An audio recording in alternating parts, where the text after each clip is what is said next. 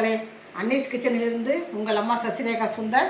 நம்ம கிச்சனில் பார்த்தீங்கன்னா இன்றைக்கி எல்லா வெஜிடபிள்ஸும் வச்சு நான் ஒரு அவியல் செஞ்சு காட்ட போகிறேன். அதுக்கு என்னென்ன பொருள் வச்சுருக்கேன்னு பார்க்கலாமாங்க. இந்த அவியல் பார்த்தீங்கன்னா திருநெல்வேலியில் ரொம்ப ஸ்பெஷலாக இருந்தது. அதே மெத்தடெலாம் நான் உங்களுக்கு செஞ்சு காட்ட போகிறேன். என்னென்ன பொருள் வச்சுருக்கேன்னு பார்க்கலாமாங்க.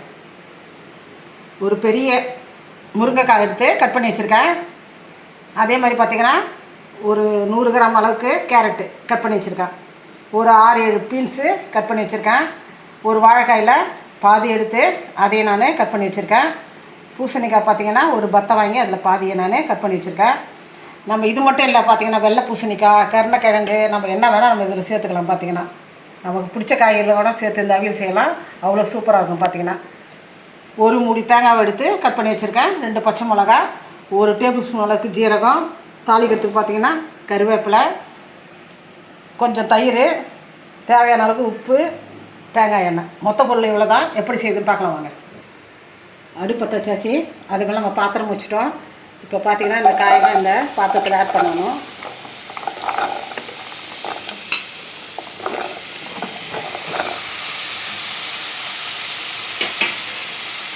இது நல்லா வேகிற அளவுக்கு தண்ணி ஊற்றணும். பார்த்திங்கன்னா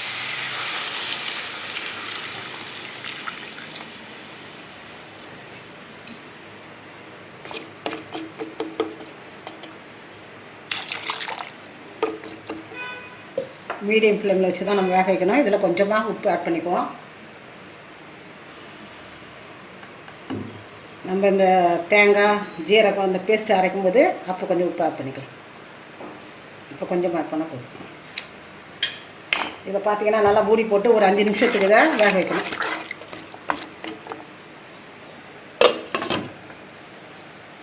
காயெல்லாம் வேகிறதுக்குள்ளே நம்ம இந்த பேஸ்ட் அடித்து எடுத்துருந்துடலாம். இந்த தேங்காய், பச்சை மிளகாய், ஜீரகம் இதெல்லாம் போட்டு நல்லா ஃபைன் பேஸ்ட்டாக அடித்து எடுத்துருந்துடலாம்.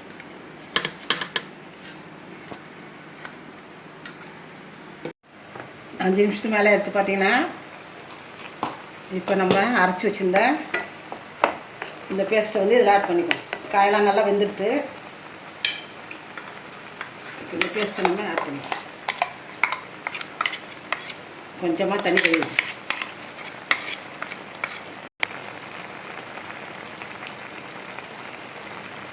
மிக்ஸி ஜாரை கழுவி ஊற்றிக்கலாம். அதில் எல்லாத்தையும் நல்லா கலக்கிட்டு முந்தி பார்த்திங்கன்னா காயில் கொஞ்சம் உப்பு போட்டிருந்தோம். இப்போ இதுக்கு தேவையான அளவுக்கு உப்பு ஆட் பண்ணிக்க வேண்டியதான். மறுபடியும் ஒரு 5 நிமிஷத்துக்கு நல்லா இதை கொதிக்கணும்.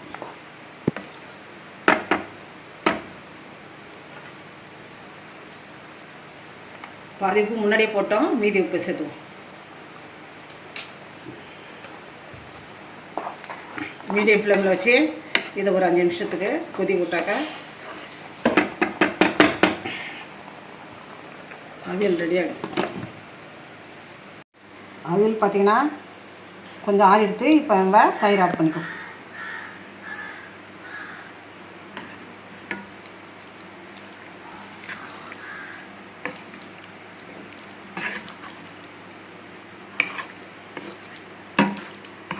பார்த்தீங்கன்னா வேறு ஒரு பிளேட்டு நான் மாற்றி காட்டுறேங்க. நம்ம அன்னீஸ் கிச்சனில் பார்த்தீங்கன்னா இன்றைக்கி சூப்பராக நம்ம ஒரு அவியல் செஞ்சு காட்டிட்டேன் உங்களுக்கு. இது ரொம்ப ரொம்ப சிம்பிள் டிஷ். பார்த்திங்கன்னா அதே சமயம் ஆரோக்கியமானது. திருநெல்வேலி சைட்லாம் பார்த்திங்கன்னா மேரேஜில் இந்த அவியல் இல்லாத சாப்பாடே போட மாட்டாங்க. பார்த்திங்கனாக்கா அவ்வளோ வந்து ரொம்ப ரொம்ப ஸ்பெஷலாக இருந்தது. ஆனால் ரொம்ப ரொம்ப சிம்பிளாக இருந்தது. ரொம்ப ஈஸி டிஷ் இது. பார்த்திங்கனாக்கா செஞ்சு பார்த்துட்டு எனக்கு கமெண்ட்ஸில் சொல்லுங்கள். லைக் பண்ணுங்கள், ஷேர் பண்ணுங்கள், கமெண்ட் பண்ணுங்கள். மறக்காமல் என்னுடைய அன்னீஸ் கிச்சனுக்கு சப்ஸ்கிரைப் பண்ணுங்கள். தேங்க்யூ.